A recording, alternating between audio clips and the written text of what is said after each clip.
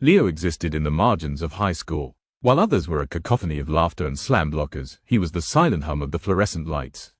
His world turned on a single axis, Alara. She moved through the crowded halls like a comet, trailing a tail of whispers and admiring glances. He just watched, a ghost in a hoodie. One night, deep in a rabbit hole of internet forums, he found it.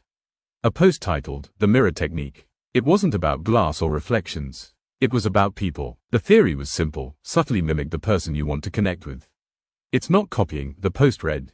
It's becoming their echo. They'll feel a connection without knowing why. It's a kind of magic. The next day in the library, he saw his chance. Alara was sitting a few tables away, scrolling through her phone with one leg crossed over the other, idly twirling a pen in her free hand. Leo's heart hammered against his ribs. He took a breath, crossed his own leg, and picked up his pen. He began to twirl it, matching her rhythm. For a full minute, nothing happened. Then, Alara looked up, her eyes scanning the room. They landed on Leo. He froze, expecting her to look away, to dismiss him as she always did.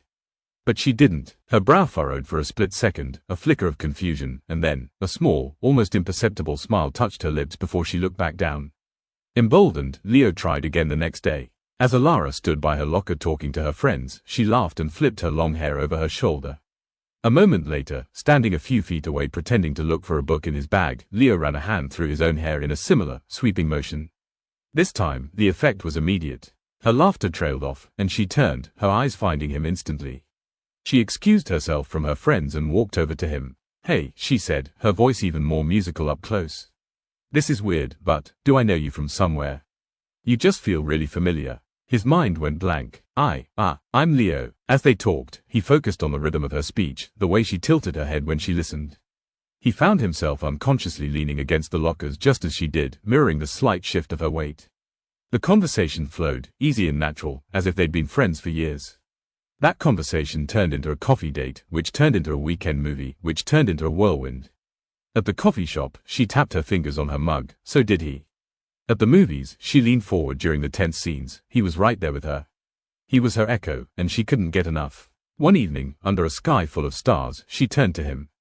"It's crazy," Alara said, her voice soft. "I feel like I've known you my whole life. It's like you get me without me having to say anything." She reached out and took his hand. "It feels like magic." Leo looked at their joined hands and then at her. The girl who felt a connection she couldn't name. He smiled. The internet post was right. Mirroring wasn't mimicry, it was a silent language. It was a spell that revealed a hidden path to someone's heart. It was a form of magic that didn't just get you noticed, it made them chase you.